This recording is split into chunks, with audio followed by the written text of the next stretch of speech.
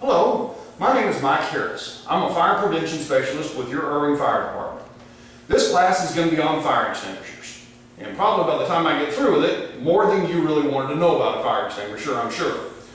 But hopefully it will be enough to make you feel a little bit more comfortable or maybe even a little bit more confident in picking one up and using it should you have to. Hopefully you'll never have to use a fire extinguisher your whole life. But if you do, we want to make sure you know how to use it the right way, which is, of course, be able to put the fire out and be able to do that without getting yourself hurt. You can hurt yourself with a fire extinguisher if you don't know how to use it properly. So that's why you have to have some training. They're not hard to learn how to use. They're very simple. They're not complicated. They don't kick like a gun, and they don't make a lot of noise. So they're really easy to use. But first, we have to talk about fire. In order to have a fire, you have to have three things come in contact with each other. It's what we call a fire triangle. The first thing that you have to have for a fire is something to burn, a fuel. Now, a fuel can be a solid like wood, or it can be a liquid like gasoline, or it can be a gas like natural gas. Everything in your classroom will burn if we get it hot enough, including the steel legs on your chairs. So we have an abundant supply of fuel around us almost anywhere we're at. The next thing we have to have for our fire is oxygen. In fact, the fire has to have the same amount of oxygen that we have to survive. That's about 16%. There's 21% in the air that we breathe every day, so we know if we're breathing, there's enough oxygen for a fire to occur. In fact, fuel and oxygen are together all the time. Right now in your classroom, you have fuel and oxygen together. All they're doing is waiting on a third item to show up, and that's your heat source. Once you get all three of these together, then you can have a fire. That also means if you take away one or more of these from the fire is going to go out. That's what you're going to do with a fire extinguisher. Most of the time with a fire extinguisher, we're going to remove the oxygen supply by smothering the fire, and that will put the fire out.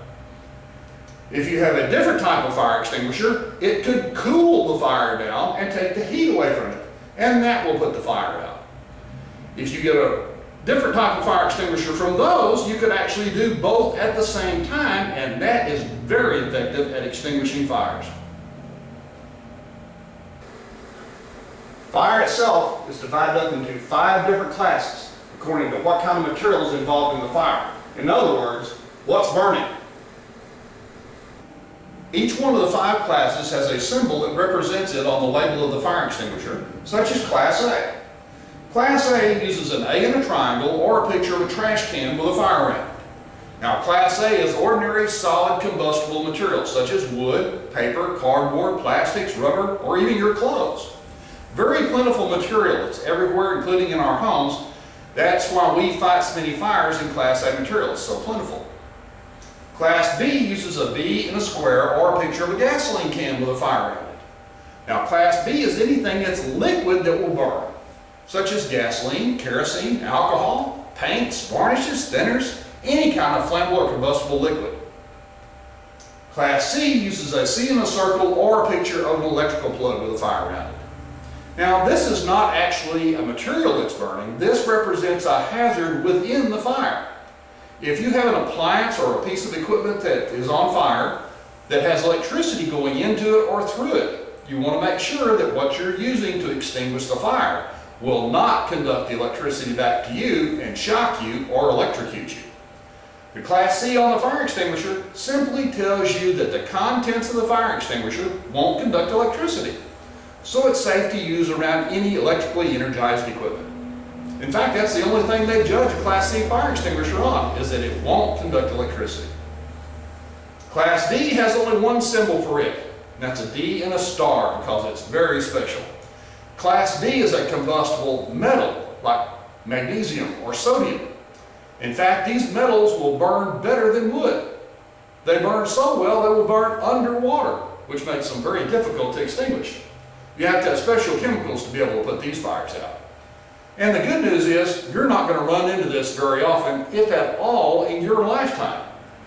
They're only used for special types of manufacturing processes, and they're highly regulated by our fire code here in Irving. So if somebody brings this stuff into town, they're supposed to tell us what kind, how much, where they're going with it, what they're going to do with it when they get there. So as far as we know, there's very little Class B material in this city. The last one is Class K.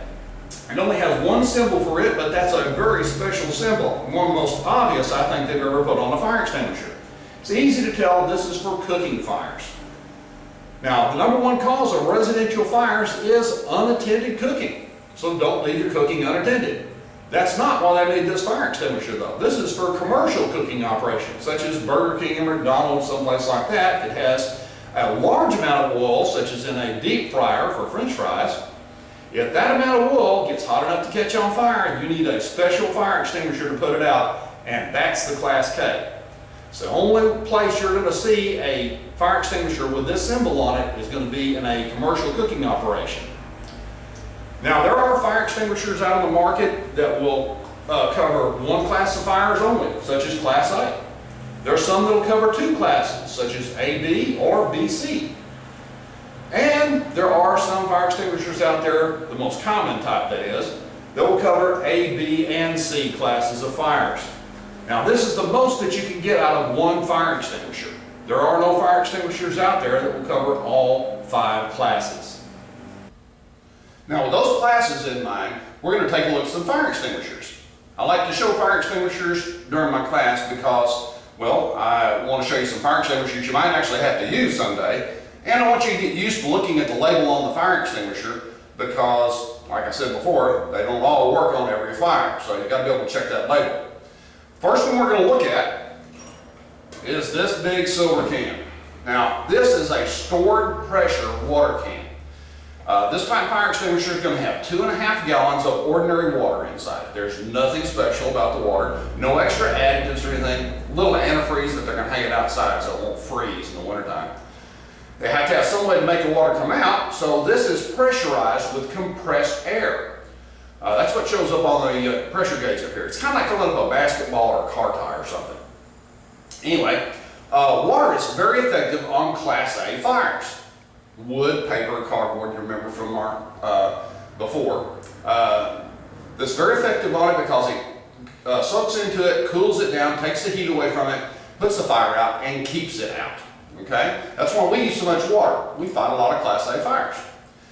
But water will make all the other classes worse, like Class B, which you'll remember is flammable liquids and combustible liquids. Now, those liquids will float on top of the water and can spread out in a thin layer and actually burn floating on top of the water, making a larger fire. So it makes the fire worse. Class C is electricity, and water conducts electricity, so then you have a shock hazard. Class D, well, I told you, those metals will burn underwater. So if you put water on them, they're not going to go out, and it could cause them to explode. Then there's Class K. I hope none of you have the thought that you might put water on a grease fire. That'd be really bad, because as soon as the water hits that super hot oil or grease, it explodes into steam and throws hot, flaming grease all over you in the kitchen, making the fire worse. So as big as this one is, it's only good on Class A fires. And it tells you that right on the label. Oh, you can't see it? Hang on. Now you can. There it is on the label. You'll see the Class A picture. B and C are on there, but they're marked out telling you don't even think about using it on those. So this is a single class fire extinguisher for Class A materials. Now the next one we're going to look at is this little jewel. This is called a carbon dioxide fire extinguisher, commonly called CO2. Now this fire extinguisher I've got up here because a lot of businesses like to have it because it doesn't leave a lot of residue or anything to clean up. And I've also got it up here because this is one that can hurt you if you don't know how to handle it the right way when you're using it. So first thing is you need to be able to recognize that you're about to use a CO2 fire extinguisher. There's 2 things different about this fire extinguisher that will help you recognize it from others. First thing is there's no pressure gauge on the CO2 fire extinguisher. You see there's no gauge here at the top. Also, CO2 fire extinguishers have a much larger nozzle. Like on this one, you've got a small tube here, it feeds into this nozzle, it flares out in this big cone-shaped nozzle here. In fact, the nozzle on CO2 can get rather large, as you can see. Depends on the size of the fire extinguisher itself. Now these fire extinguishers have liquid carbon dioxide under pressure inside the fire extinguisher. When you discharge this, the liquid comes out, and as soon as it hits the nozzle, it vaporizes into a gas, carbon dioxide gas. Since it's gas, it won't soak into things like wood and paper, which is Class A. So it won't work on Class A. This one is rated for B and C classes of fires, flammable liquids and electrical. And it shows right on the label. Oh yeah. There you go. You can see the two picture symbols right there on the bottom of the label, B and C, telling you that it'll work on those two classes of fires. Now, once you recognize that you're about to use the CO2 fire extinguisher, no gauge, large nozzle, this is when your special handling techniques come into play. On a little one like this, when you pick it up to use it, point the nozzle in the direction that you want it to discharge, and the nozzle will stay where you leave it. Aim it by holding the body of the fire extinguisher and the handle, and you aim it like this. Don't hold on to the nozzle or the metal tubing going to the nozzle on this fire extinguisher. The reason you don't want to do that is because when this goes from a liquid to a gas state, it comes out very cold. In fact, it comes out at 125 degrees below zero. That's really cold. So if you're holding this nozzle and discharging this, well, how many of y'all ever stuck your tongue to a popsicle when you were a kid? Yeah, that's what I thought. You hold this nozzle and discharge this at the same time, you tend to become attached to the fire extinguisher because it'll freeze your hand to the nozzle because you have moisture in your hand. Then if you try and let go of the nozzle, you wind up leaving a little skin behind.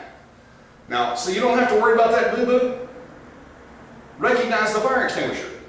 No gauge, large nozzle, don't hold on to the nozzle. Now the larger versions of this, when this fire extinguisher gets to be really big, they put a hose and a nozzle like this on it. This nozzle has a hand grip at the base of the nozzle. It's safe to hold that hand grip because it's not touching the hose. Okay, so you can point this all day long and it won't hurt you. If you hold it up here, you can still get stuck to it. If you hold it down here on the hose, you can get stuck to the hose, plus you can't aim the nozzle that way. So hold it at the hand grip, okay? It's like it's designed for it. Now, CO2 is the only one that gets this cold. So, no gauge, large nozzle, pay attention to how you're going to use the fire extinguisher so you don't get hurt in the process of trying to put that fire out. Now, between these two fire extinguishers, the CO2, the water can that we looked at before, you have all three classes covered that are required by our fire code here in the city of Irving. Our fire code, to protect us, requires that every building must have protection for Class A fires, B and C classes of fires, solids, liquids, and electrical. If you happen to have Class D material, you've got to add that fire extinguisher. If you happen to be doing commercial cooking, you've got to add Class K. But every building has to cover for A, B, and C. This is one way to do it. Water can covers the Class A, CO2 covers B and C. The problem with this is, and we do have this in a few buildings in town, you have to make some decisions when you discover a fire. You've got to figure out what's burning, which class of fire is it, which fire extinguisher is going to work on it, and try and stay calm while you're doing all that. There's an easier way. You could have one of these. Now this is an ABC dry chemical fire extinguisher.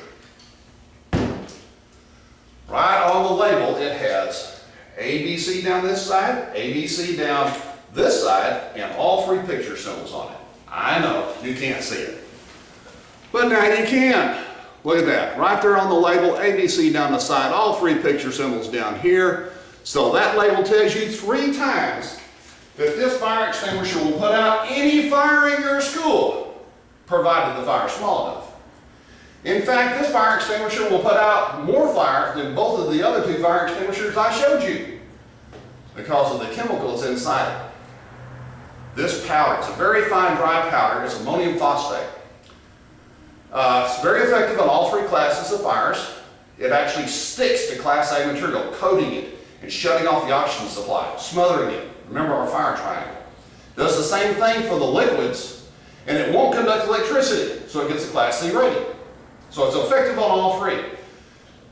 However, when you use use one of these, I will guarantee it will make a mess. If you just happen to bump it on and off real quick, it would coat everything in the room with a thin film of this powder that has to be cleaned up. Now this stuff's not toxic, it's not poisonous, it's not going to hurt you, but it is corrosive to fine electronic circuits, like computers or TVs. It gets with the moisture in the atmosphere, forms a mild acid, and over a period of time it'll leak through those. So you have to clean things up after you get through with the fire. That's all. But it will put it out.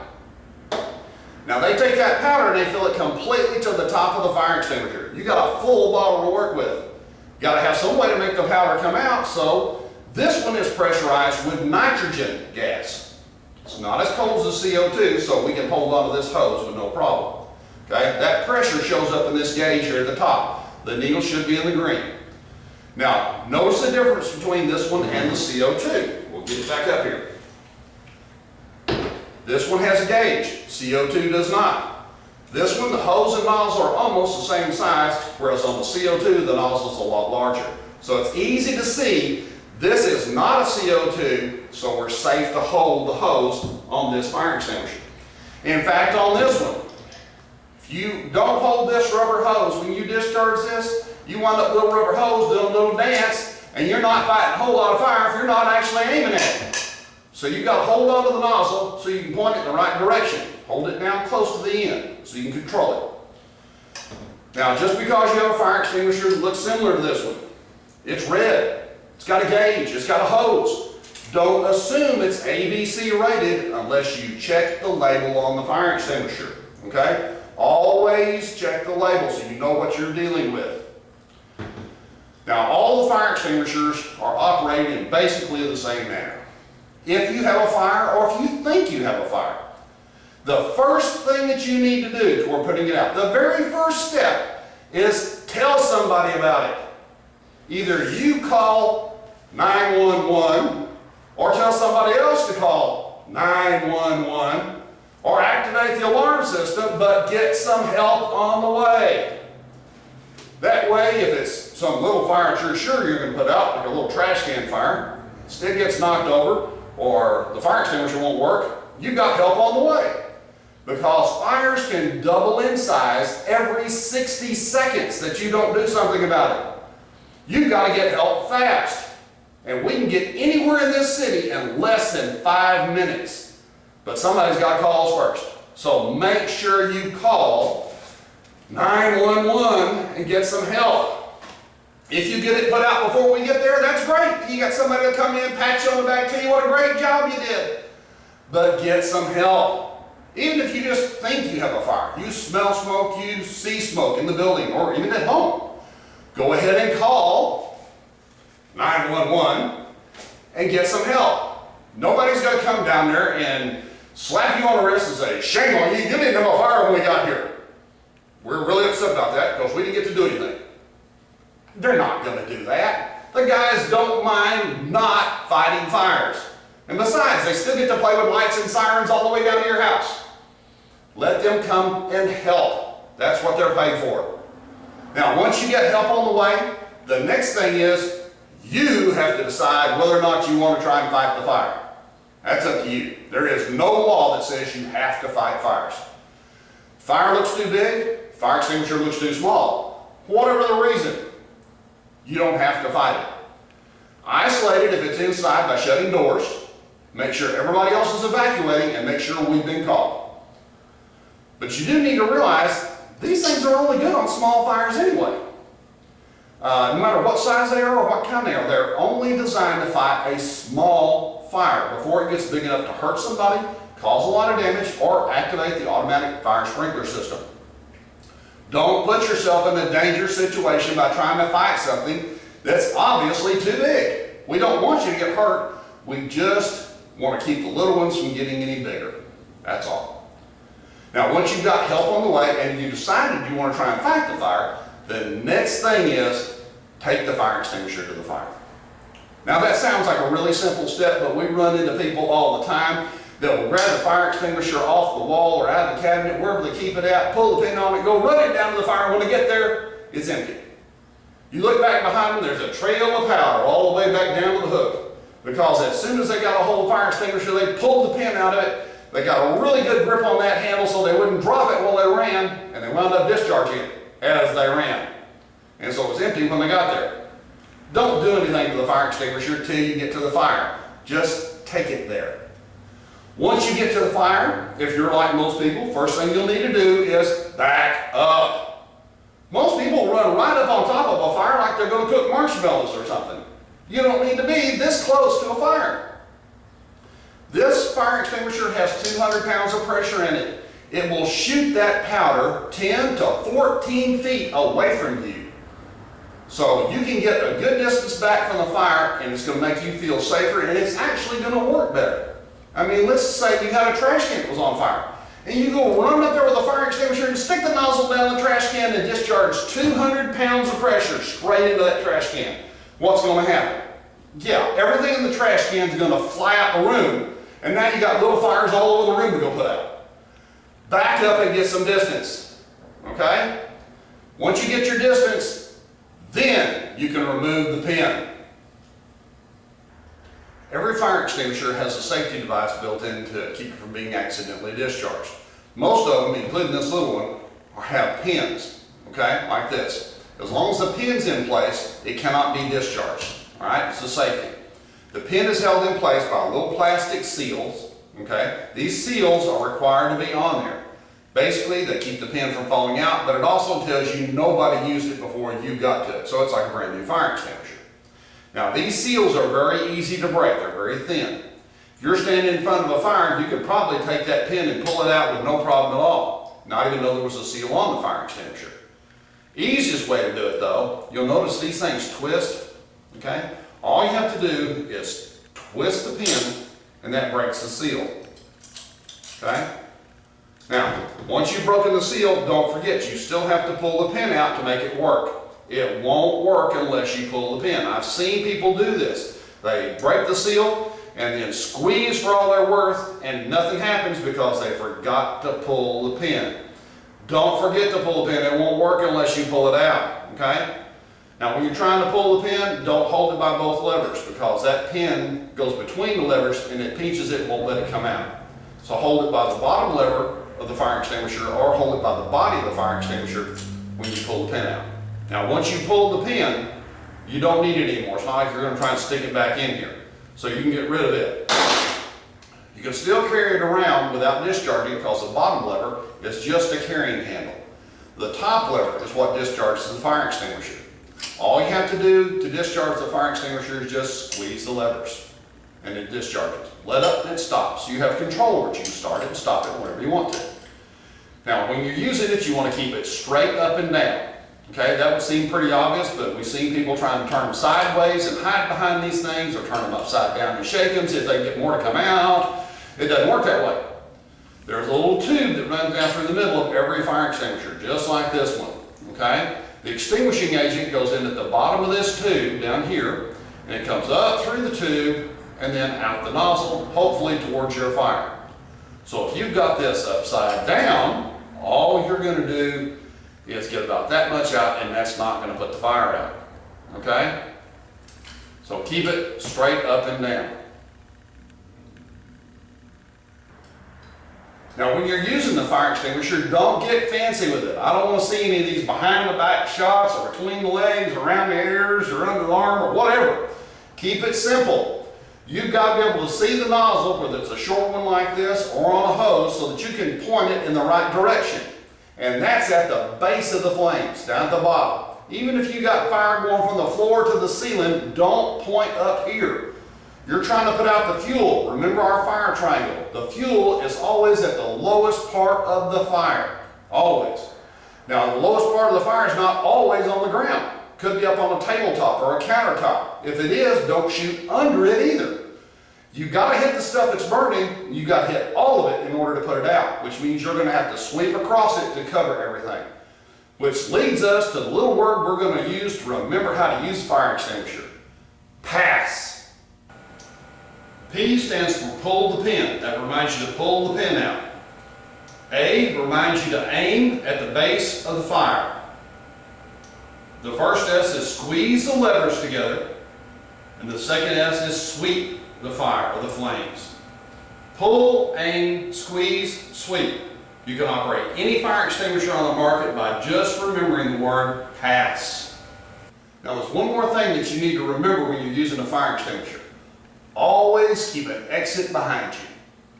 Don't let the fire get between you and the only way out of the building. That way, if the fire gets out of control, the fire extinguisher is not working right, you've always got a way to get out. Now, any of the fire extinguishers that I've shown you can be used to put out somebody if they catch their clothes on fire. They're all non-toxic. It won't hurt. Water can will make them wet. CO2 will make them cold. Dry chemical will make them cough, sneeze, and wheeze, but it's not going to kill them. And we're all supposed to know what to do if we catch our clothes on fire anyway. 3 little words. Stop, drop, and roll. Okay, 3 little words. It's not just for the kindergarten group anymore, okay? Everybody needs to know stop, drop, and roll. Hardest part about stop, drop, and roll is stop. Everybody thinks they can outrun a fire that's attached to them. You can't. You have to overcome the urge to run. Make yourself drop down on the ground. Cover your face with your hands and roll back and forth until the fire's out. It's a really simple procedure, requires no extra equipment, and it could save your life. Speaking of extra equipment, okay, besides the fire extinguishers and stop, drop, and roll, in your science classrooms you have another piece of equipment that you can use if someone catches their clothes on fire, yourself or somebody else. It's called a fire blanket. They're real easy to find. Big red box says fire blanket on it. Okay, so they're easy. Now, what you have to do is open it up, and that's what your fire blanket looks like. I don't know if y'all peeked at these things yet or not. It's really nothing special to look at. They can be different colors. It's an old itchy wool blanket that has chemicals in it to make it fire retardant. It's not fireproof. Now, you don't take this out and try and beat somebody with it, okay, to try and put out the fire.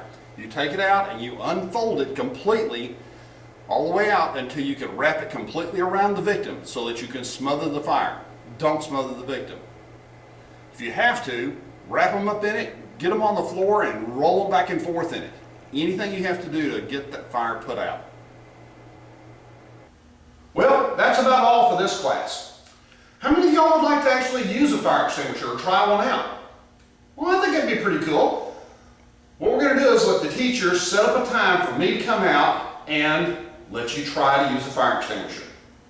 Now, we're also going to do a little review, so make sure that you paid attention during class, okay, because we're going to go over things, and we'll give you a chance to actually try out a fire extinguisher and see if you can use it. So, it's up to you teachers. Schedule a time for me to come back out, and we'll let everybody go through this. See you then.